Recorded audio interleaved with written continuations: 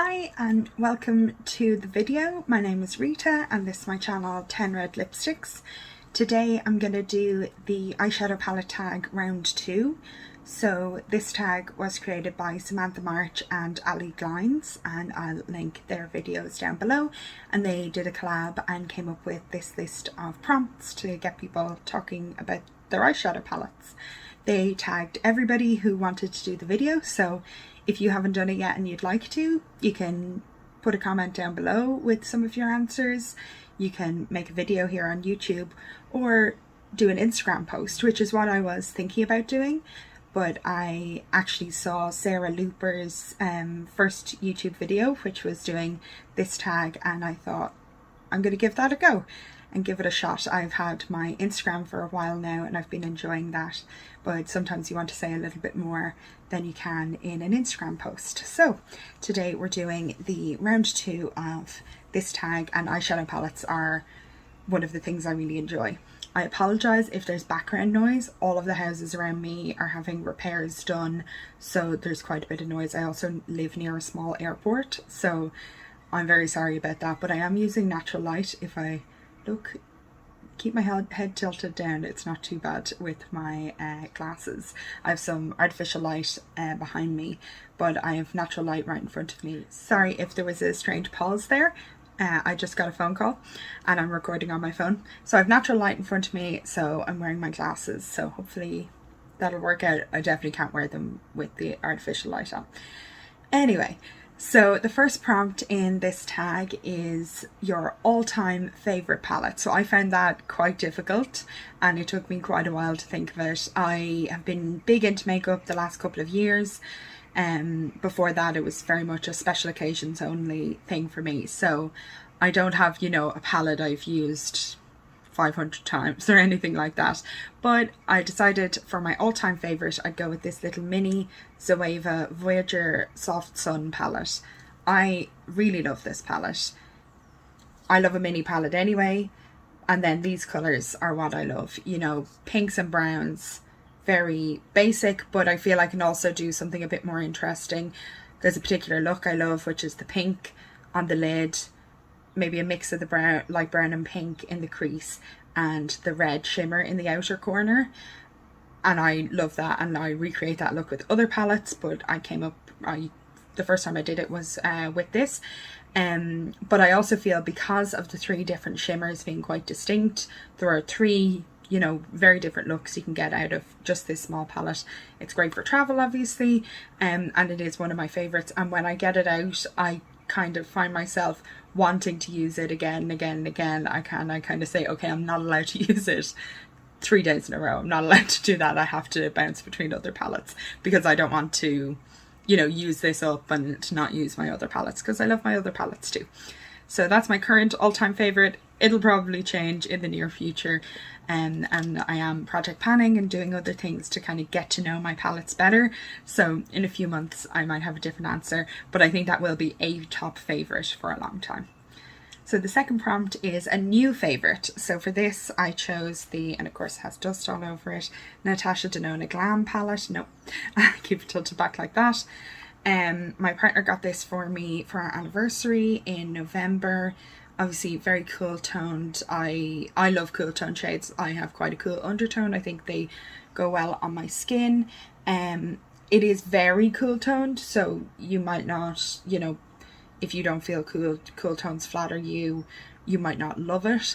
But, you know, over here you have a few slightly more neutral leaning or, you know, closer to warm shades, and I do have a few other midi sized Natasha Denona palettes, so I can swap different shades in and out, you know, if I wanted for travel or something to mix some of these cool tones with a few warm tones for the bronze palette and some pinks from Retro. I would be able to do that. I particularly love this center eyelid shade. I definitely need to get to know this palette better, but since I got it I've used it several times and really loved it, and I'm not surprised by that, but it is a new favorite and I'm hoping it'll become even more of a favorite as I use it more. So the third prompt is a palette that you keep for the memories. So I have a few palettes like this. As I've said, I haven't been big into makeup for years and years and years, so I probably don't have as many as other people. But the one I picked for this is this Elizabeth Arden, it's very dirty because it's very old, palette, which my partner's mother gave to me. She decluttered it and gave it to me. And it's an eye and face palette, and it has these 4 very neutral eye shades. This blush, which I love, this highlighter, which is crap. It's like really glittery cream highlighter. A, it's extremely old now, so you wouldn't necessarily want to use cream product that's that old, and B, it was never good. I love this palette. I would still use it, not the highlighter maybe, I would still use it, but I keep it for the memories, and I don't think I'm going to declutter it even, you know, in a few years when I wouldn't be comfortable using it anymore. It's special to me because it was given to me, but also because it's an eye and face palette. I've used it for travel a lot, and my partner is from England and we were long distance for a long time, so there was a lot of traveling back and forth, and that's one that I used several times. So the next prompt is an underrated palette. Now, Colourpop is not an underrated brand. It is well loved, for good reason, but I think the Colourpop Wild Nothing palette got a lot of criticism, which is fine. You know, these tones are very light. They really suit my pale skin, and some of these warmer tones bring out the blue in my eyes, which I really like, and I understand that it's not going to be for everyone, but I think it is underrated because, you know, there are people who want a more subtle look, and this can give it to you. I just think the packaging is stunning. Ideally Colourpop would do a second version of this palette, you know, maybe with a different name, but with similar styling, similar colours, similar theme, but more saturated, so it would suit people of different skin tones better. And I definitely think, you know, more companies should do, more brands should do what Sydney Grace does in terms of having a new palette launch with a light version and a deep version. I think there's no reason, you know, for a big company like Colourpop, and they might not be the biggest in the world, but they, you know, they're launching palettes every week. They could definitely do that, and particularly when they have one that's really on one end of the spectrum like this, very light, they should do a deeper version. You know, a lot of their palettes are more mid-range, mid-tone, and they wouldn't necessarily need 2 versions, but for this one they should have done it, and then I think it wouldn't be so underrated. But I do think it is underrated because you can get a big variety of looks from this, and I bought it specifically because a review on the website said, you know, a possible con would be it wouldn't suit deep skin because I have very light skin, and for me to have a palette where I use every single shade and the deepest shade is something I'll use is a big deal, because I have a lot of palettes where, you know, the whole deepest row I won't touch. So I love that.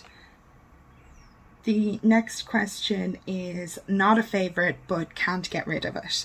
So 2 palettes I have for this are the e.l.f. Hot Jalapeno Bite Size palette and the e.l.f. Acai You Bite Size palette. So I think these are good. I do think the formula, like I said in my other video, has suffered with time.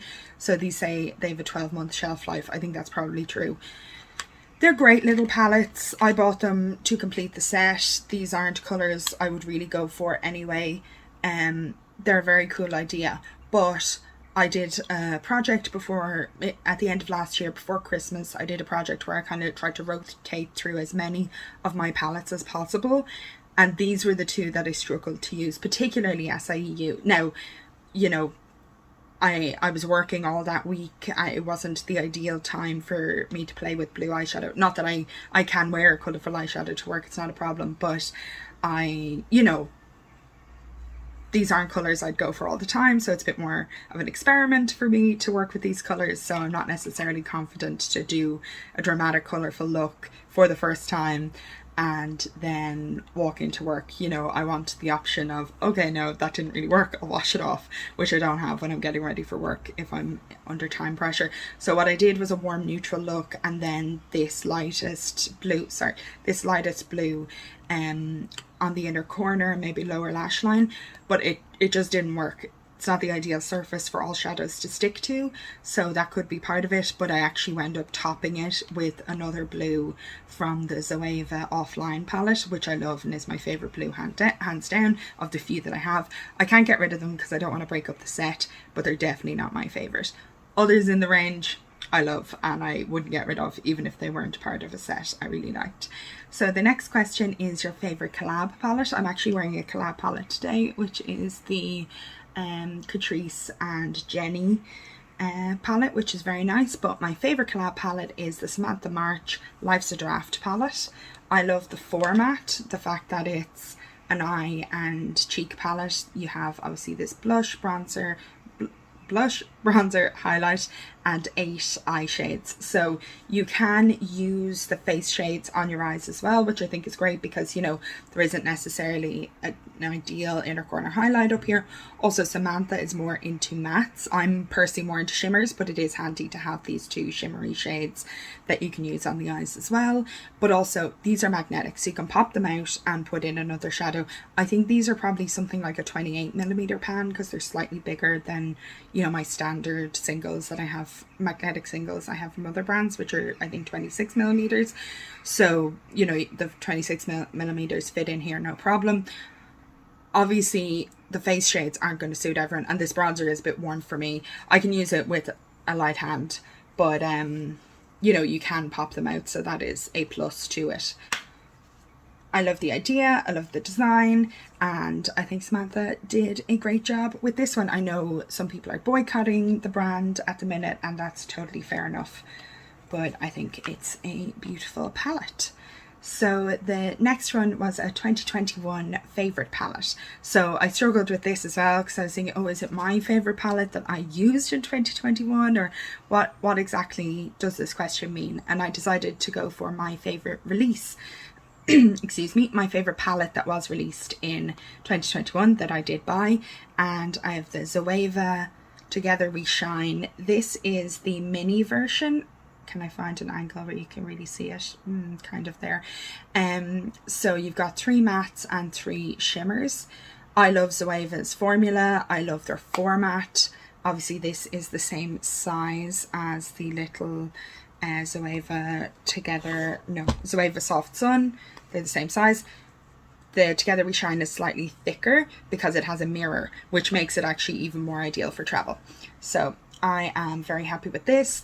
I didn't get the full size palette, the 10-pan one, because it also only has 3 shimmers, so I decided to go for the mini instead. And I love a travel palette and I love mini palettes, that works for me. Also, I loved the rest of the collection. I got the face palette. I waited until Black Friday to get them because I hate paying full price for things, but those are my favourite release of 2021. I know lots of makeup commentary channels kind of criticised that launch and said it was boring, but I love my more colourful Zoeva palettes, but I'm not going to use them every day. I wanted a browns and pinks neutral everyday palette from Zoeva, and they obliged, so that is my favourite launch of 2021, which is how I interpreted that question. The next question is a palette that you didn't expect to love. So for this I have the Natasha Denona Mini Gold. I didn't expect to hate this, but I didn't expect to love it. I bought it because it is Natasha Denona. I got it on Depop second hand, so I didn't pay full price. You're noticing a theme here. It is very similar colour story wise to the Hot Jalapeno from e.l.f., which I already had, so I didn't really need these colours. But the reason I do love it that I didn't fully expect is I happen to have a dress that is quite a similar green to this one. So I don't wear green all that often. I kind of, you know, sometimes like to match or coordinate my makeup with my outfit. And this green goes so well with that dress. So I didn't expect to love it, and I do. And it goes much better than a green I was wearing with the dress previously, which are the kind of taupey greens from the retro palette, mini retro palette. So they really are very dissimilar, and I am shocked that I'm glad to have multiple varieties of green because it wouldn't be a go-to colour for me. So that's a palette I didn't expect to love, but I do. The retro I did expect to love. I love it. It's a great palette. And the next question is a palette that sparks joy. So like Allie and Samantha and lots of people who've done this, I think all of my palettes spark joy. I think eyeshadow palettes are extremely beautiful. So unfortunately, I sometimes get overwhelmed by how beautiful they are and want to buy them, even if they're colours I wouldn't really go for. But with this, they definitely are colours I would go for. This is the Bobbi Brown Pink Glow Luxe eyeshadow palette. Sorry, it is too shiny. And it is this spectacularly beautiful luxury little compact magnetic closure, really nice and stylish, and it has these 4 gilet shadows, which are opal, sunstone, pink pearl and metal rose. Like even the names, it's just this luxury, high-end, neutral, special shades. These shades individually are shockingly expensive, so while this palette was very expensive, it's much better value than buying 4 of those individual shades. Not that I would have done that. I treated myself to this on a whim, which is not like me at all. So to me, it just, every time I look at it, it's screaming out, I'm special, I was a special treat. And that sparks joy and it feels really special. And, you know, I've got lots of high-end makeup that I love, but generally I got it secondhand or on a discount or as a gift or all 3 of those things. So this was a real special treat myself style of thing, and it sparks joy to see it, and it's a lovely palette and lovely formula. The next question is newest palette in your collection. So I got a few different new palettes all at once, and I've recorded the 2 parts of this tag back to back. So one of them was in part 1, and now in part 2 I'm going to mention the Natasha Denona Minis in Mini Love and Mini Nude. I got these on Depop, so secondhand, but actually they were both brand new, never used. I haven't actually even swatched them or taken photos of them yet. I might do that actually for this video. I think these are beautiful. I was able to get them something like half the original price, or maybe even a bit less, and I am very happy to have them. I'm hoping these will be my newest palettes for a while because I am on a low buy, so we'll see.